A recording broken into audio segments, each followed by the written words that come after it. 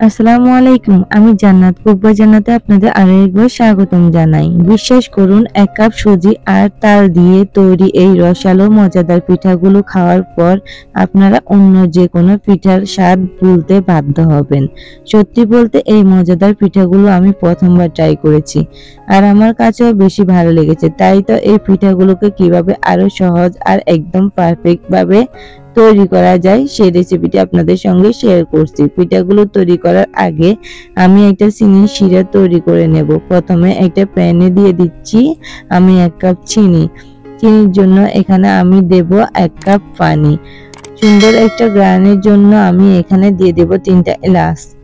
এরপর খুব ভালোভাবে মিশিয়ে চিনিটা গলে যাওয়া পর্যন্ত অপেক্ষা করতে হবে। যেহেতু এই শিরাগুলো ১ তার ২ তার বা এখানে কোনো তার প্রয়োজন নেই, তাই চিনি আর পানির পরিমাণটা সঠিক থাকলেই কিন্তু সেটা একদম পারফেক্টলি তৈরি হয়ে যাবে। আর অনেক বেশি সময় ধরে জাল করে শিরাটাকে একদমই ঘন করা যাবে না। চিনিটা সম্পূর্ণভাবে গলে গিয়ে যখন একটা বলক চলে আসবে তখনই কিন্তু চুলাটা অফ করে দেব। ব্যাস, আমাদের চিনির শিরাটা তৈরি হয়ে গেছে। এবারে শিরাটাকে একটা সাইডে ঢাকনা দিয়ে ঢেকে রেখে দেব। এবার একটা প্যানে নিয়ে নেব আমি ১ কাপ তালের পিউরি। আমি এখানে কোনো রকমের পানি ছাড়াই কিন্তু তালের পিউরিটা নিয়েছি।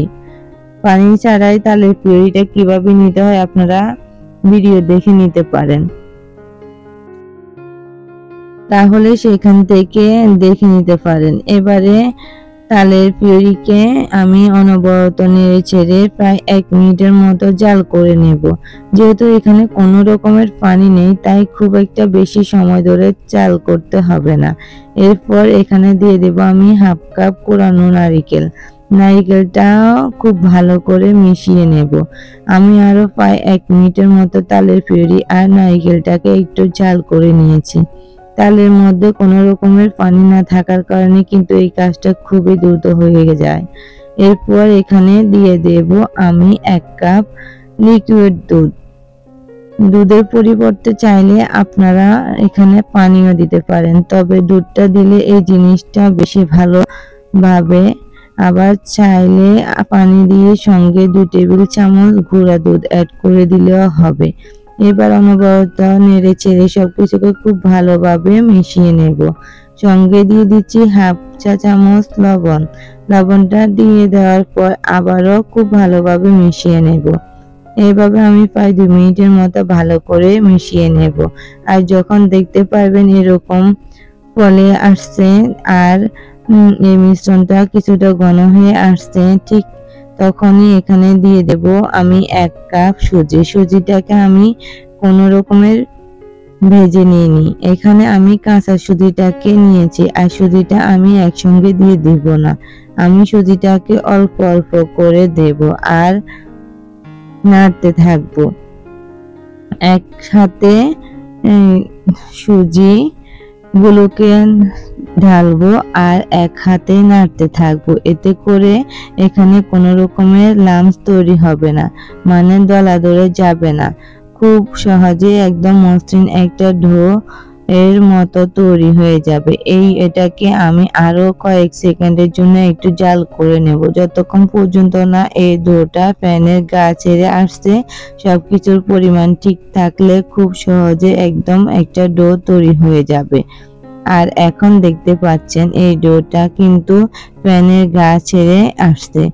এবার আমি চুলাটাকে বন্ধ করে দেব আর এই ডোটাকে একটা প্লেটে তুলে নেব।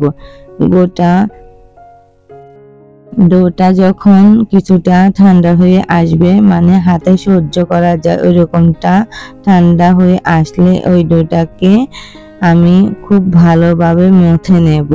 হাতে সামান্য তেল মেখে নিয়ে এবারে ডোটাকে আমি কিছুক্ষণের জন্য মথে নিচ্ছি।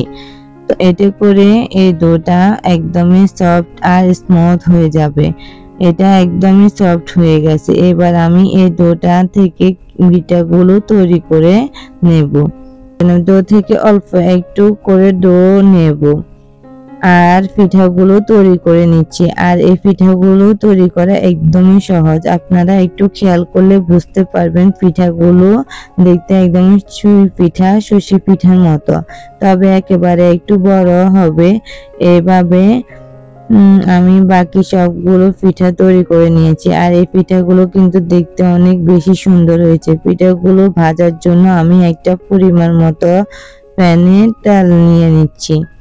তেলটা যখন একদম গরম হয়ে যাবে তখন আমি পিঠাগুলো দিয়ে দেব। আর অনেকগুলো পিঠা একসঙ্গে দেব না, আমি অল্প করে ভেজে নেব। একদমই ধোঁয়া ওঠা গরম তেলে চুলা হিটটা হাইতে দেখে এই পিঠাগুলোকে ভাজতে হবে। পিঠাগুলো ভাজতে একদমই সময় লাগে না, 30 থেকে 40 সেকেন্ডের মতো সময় লাগে, এর বেশি সময় লাগে না। আপনারা ভেজে ফেলতে পারবেন, তাহলে কিন্তু পিঠাগুলো ভেঙে যাবে। পিঠাগুলো ভেজে নেওয়া হয়ে গেল, তেল ঝরিয়ে তুলে নেব। একেবারে গরম পিঠাগুলোকে আমি আগে যে শিরাটা তৈরি করে রেখেছিলাম শিরার মধ্যে দিয়ে দেব। আর এতক্ষণে কিন্তু সেটা একদমই ঠান্ডা হয়ে গেছে। শিরাটা ঠান্ডা হয়ে গেলে সমস্যা নেই, তবে পিঠাটা গরম থাকা অবস্থায় শিরার মধ্যে দিতে হবে। এভাবে প্রায় 1 মিনিটের মতো শিরার মধ্যে পিঠাটাকে রাখবো। একটু হালকা হাতে নেড়ে ছেড়ে দেব যেন সবগুলো পিঠা মধ্যে শিরা ঢুকতে পারে।